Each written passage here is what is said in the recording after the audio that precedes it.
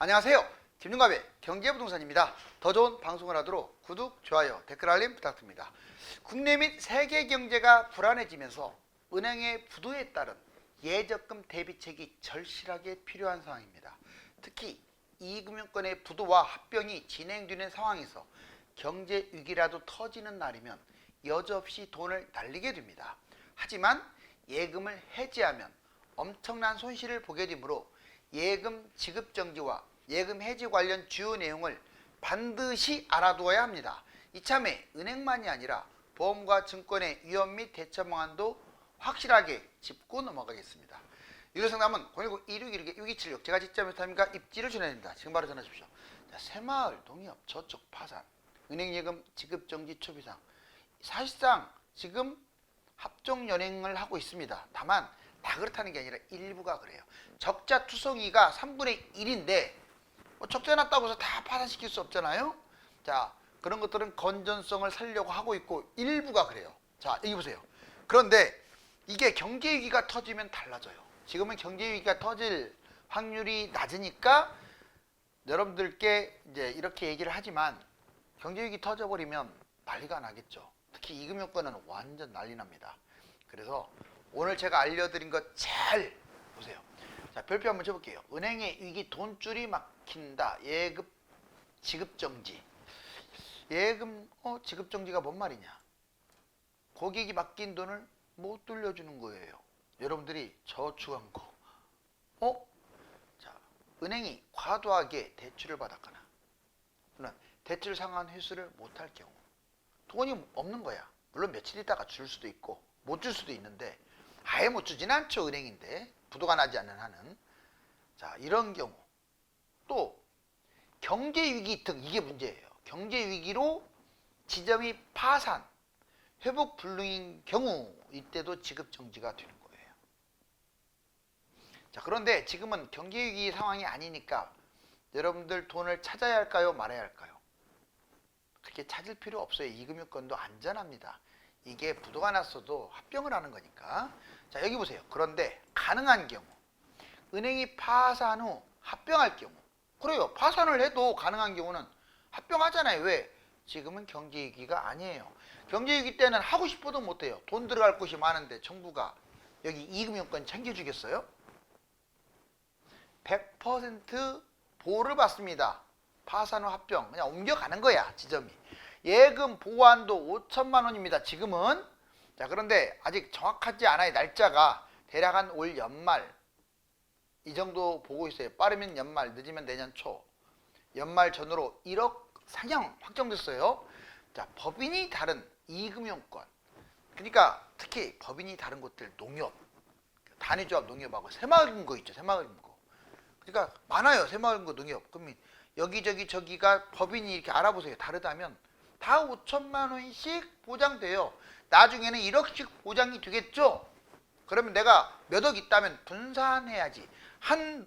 한쪽 새마을금고 농협에다가 몰빵하면 나중에 5천만 원 또는 1억밖에 보장을 못 받아요. 법인이 다른 이금융권 5천만 원 이하로 분산. 그리고 이거 좋아요. 제가 지금 이금융권 나쁘니까 하지 말라는 게 아닙니다. 처음 시작할 때는 분산하시라고. 은행장하고 친하다고 1억, 2억, 3억씩 막 무조건 세게 넣지 마시고. 해결 방법. 자, 가장 그러면 안전한 게 어디냐? 나 지금 예금하려고 하는데 이자 필요 없어. 안전하면 돼. 우체국입니다. 그 다음에 5대 은행 아시죠? KB, 국민은행, 신한, 하나, 우리, NH농협은행. 그 다음에 국책은행입니다. 국책은행, 기업은행, 수립은행, 산업은행.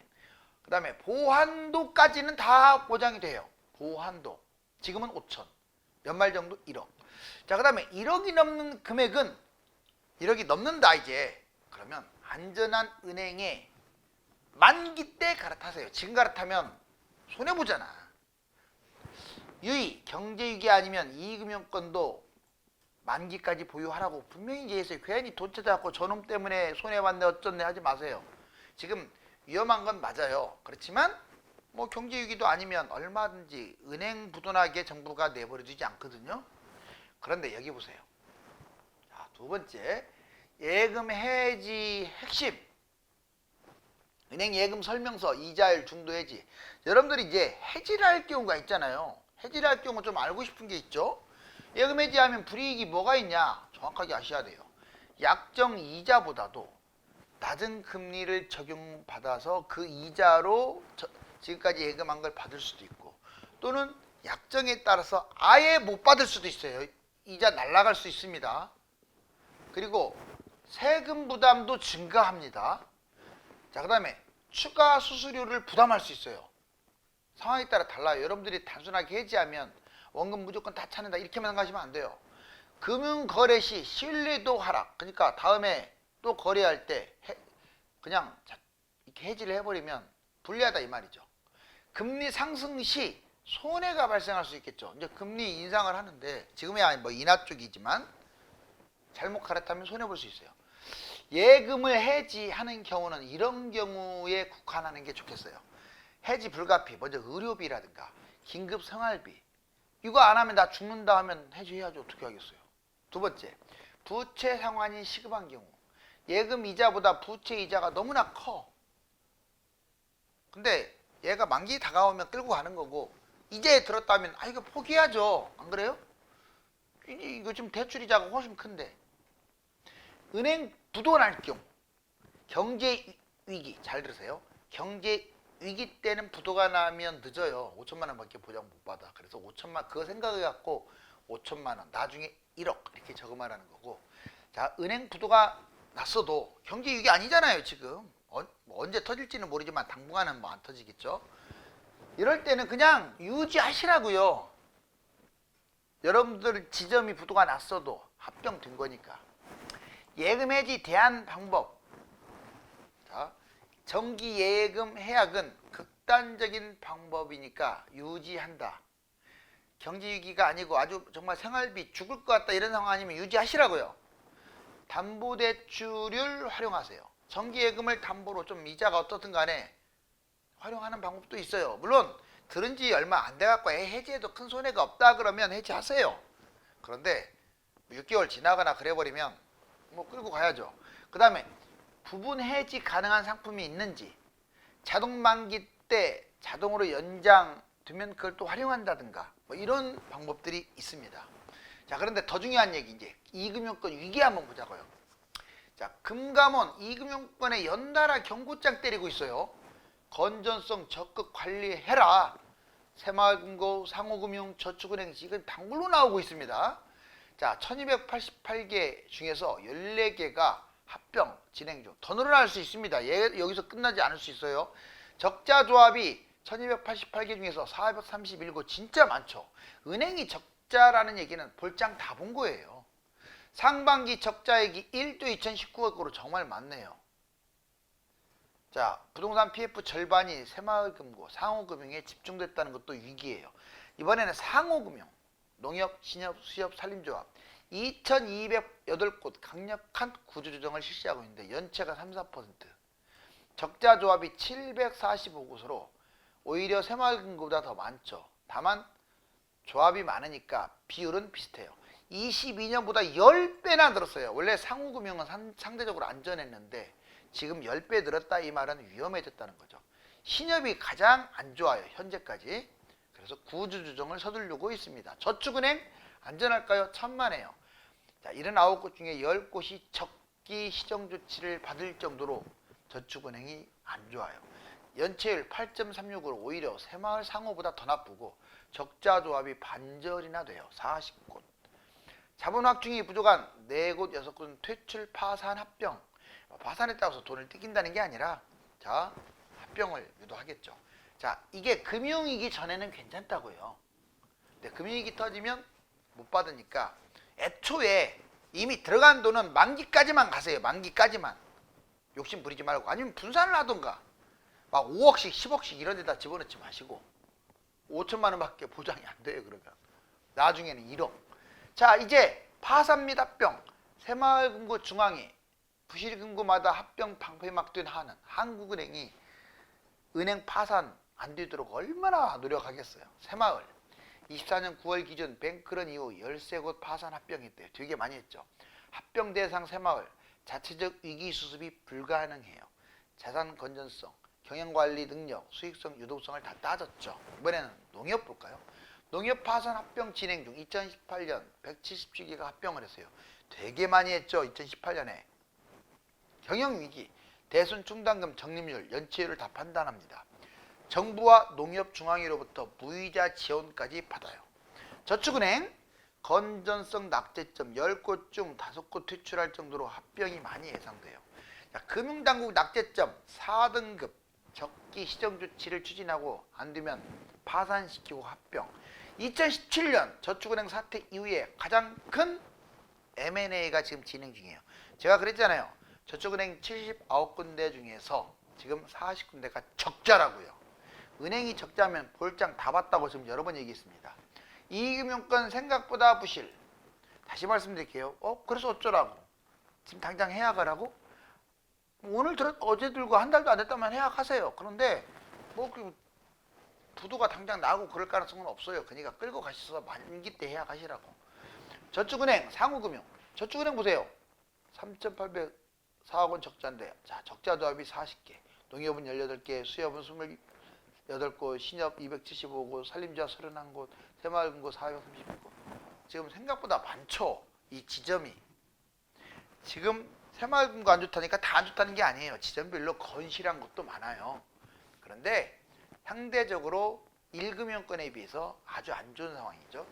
부동산 PF 부실 사업장, 저축은행 4조 5천억 원, 21.4%가 안 좋아요. 근데 상호금융, 새마을금고를 포함한, 자, 아까 신협, 농협 다 얘들 포함해서 새마을금고까지 9조 9천억 원, 2배네요. 47.1%가 PF 쪽으로 부실이 심해요. 대출 제한 금융 부실.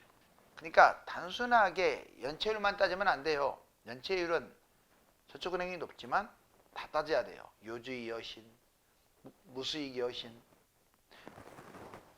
그 비율, 건전성을 판단하는 비율이 높으면 안 좋은 거죠. 농협, 새마을금고, 수협, 올해 가계대출 증가율 2, 3%로 제한. 너무나 빚이 지금 많으니까, 돈을 못 받으니까 아예 금감원이나 이런 데서 제한시켜버렸어요. 너희들 대출하지 마라. 이만큼만 해라. 자, 먼저 대출 제한 금융, 이거는 금융 부실 때문에 그래요. 5대 은행, 가계대출 잔액 732조로 1년 만에 1조나 증가. 24년 8월 9조였던 게 9월달 5조. 와, 어마어마하네요. 10월달 1조로 그래도 감소 추세입니다. 왜냐, 요즘 5대 은행 어때요? 지금 전반적으로 대출이 안 나오고 있잖아요. 그러니까 줄어들었어요. 그런데 이금융권, 상호금융권 부실로 4년 만에 총량 제한, 아예 대출 못하게끔 총량제를 써버린 거죠. 농협, 새마을금고, 수협 증가율이 상한 이 정도까지만 해라라고 제시를 했어요. 농협 2.8, 새마을 3.8, 수협은 3.0 이렇게 제한했죠. 왜냐하면 5대 은행이 줄어드니까 이금융권이 늘어났어요. 그래서 이렇게 제한한 거예요. 총량 규제, 상호금융 가계대출 풍선효과 관리, 1금융권 가계대출 규제, 2금융권으로 확대되고 있어요. 지금 이금융권 적자 심각, 부도 합병, 대출 위기가 있는데 당연히 총량 규제를 해야죠. 이제 1금융권 부당대출 뇌물수수, 세상에 1금융권은 2금융권보다 여러분들이 생각했던 것보다 훨씬 안전해요. 훨씬 안전합니다. 그런데 어떻게 1금융권이 이게 썩었어요. 썩었어. 부당대출 뇌물수수, KB국민은행 팀장이 시행사 브로커 허위 계약서 대출 291건 892억이나. 와, 어마어마하네요. 금품 향응을 제공해. 자회사도 지원하는 것도 불법입니다. 브릿지 편법을 쓰고요. 우리은행 손회장 부당대출 아예 회장단들이 문제가 됐죠. 730억 2배 급증. 101건이나 돼요. 아까 KB도 291건이고. 그러니까 실수로 몇 군데가 터진 게 아니야. 너무 벌이, 죄와 벌 그러는데 죄는 무거운데 벌이 너무 가벼워요. 101건 2334가구 부당대출 적발. 부당대출도 승인, 태업, 법인 정상대출. 자, 이제 NH농협은 90건이나 돼요. 649억 부당대출. 지점장과 팀장이 브로커 차주하고 공모까지 했어요. 금품수수, 우의적인 계열사, 또 우의적으로 계열사 지원, 이거 불법인데. 자, 어떻습니까? 1금융권 5개 중에 3개가 이런 분탕질을 하고 있죠. 자, 은행 무수익 여신 제일 안 좋은 게 깡통 대출입니다. 깡통 대출 다음으로 안 좋은 게 고정이야 여신이에요. 얘는 무수익 여신이고요.